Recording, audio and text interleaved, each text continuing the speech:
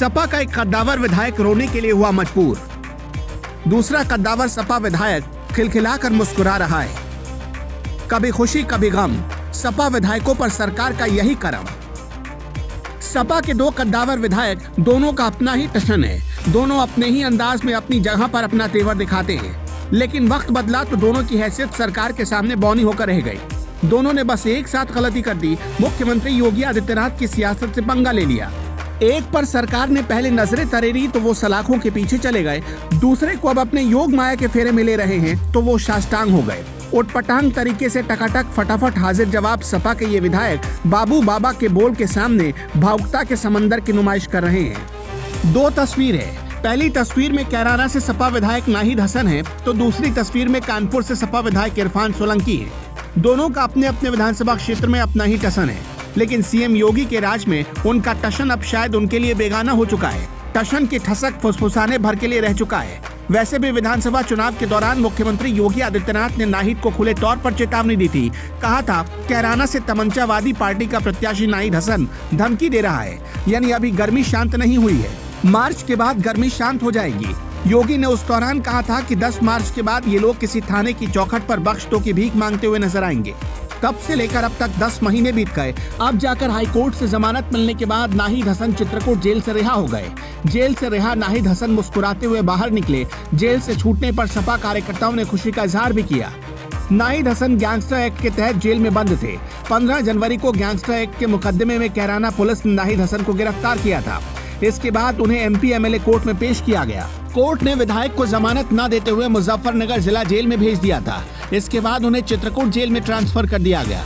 आखिरकार हाईकोर्ट की ओर से उन्हें जमानत मिली। हाईटेक चित्रकूट जेल से निकलने की खुशी उनके चेहरे पर देखी गई। सपा विधायक जेल से मुस्कुराते हुए तो निकले। हालांकि नाहिद हसन ने ना ही तो पत्रकारों से बात की और ना ही उनकी बहन और मां ने भी पत्रकारों से कोई बात की। उनको फोटो खींचने से भी मना किया। इन सब के बावजूद उनके कैमरे छीनने की भी कोशिश की गई। तो ऐसे में सवाल ये है कि ऐसा क्यों? क्या नाहिद हसन और उनके परिवार को ऐसा लगता है कि उनकी खुशी वाली तस्वीरें वायरल होने के बाद फिर से सीएम योगी का एक्शन जाग न जाए? चलिए, सपा के एक और विधायक के चेहरे पर बड़े दिनों बाद मुस्कुराहट आई तो दूसरा कद्दावर विधायक इरफान सोलंकी सीएम योगी से गुहार पर गुहार लगा रहे हैं। कह रहे हैं हमने ऐसा नहीं किया, वैसा नहीं किया, बख्श दो सरकार।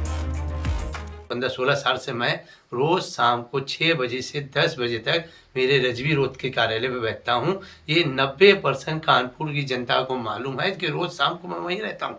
और जिस दिन उस दिन कांड हुआ है तो मैं हमारे रिजवी रोड के ऑफिस में बैठा था। और तमाम लोगों की जो फोटो है वो भी मैंने हमारे व्हाट्सएप पे डाले हैं। उस समय शादी भी थी, मुझसे बड़ी रिजवी साहब और तमाम ऐसे लोग हैं जिनके मैं शादी में भी गया। मैं चाहता हूँ कि इसकी जांच हो।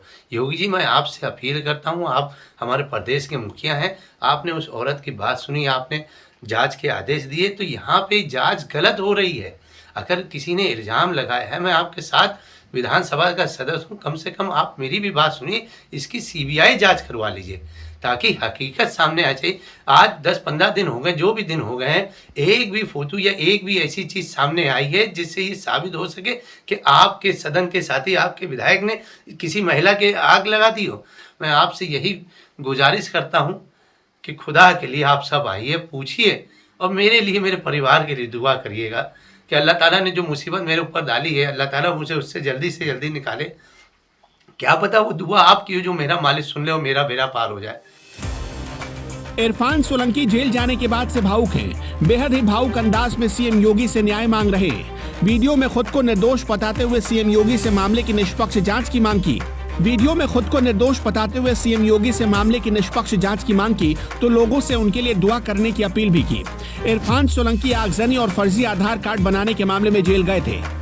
तो क्या माना जाए, सपा के दबंग विधायकों की दबंगई सीएम योगी के रडार पर है और ये एहसास सपा के विधायकों को भी हो गया है कि एक बार बाबा के रडार पर आने का मतलब खुद के लिए आफत है। कहीं इसलिए तो नाहिद हसन कैमरे से दूर नहीं भाग रहे, योगी को चुनौती नहीं देना चाहते, और क्या इसलिए इरफान सोलंकी गुहार लगा रहे हैं?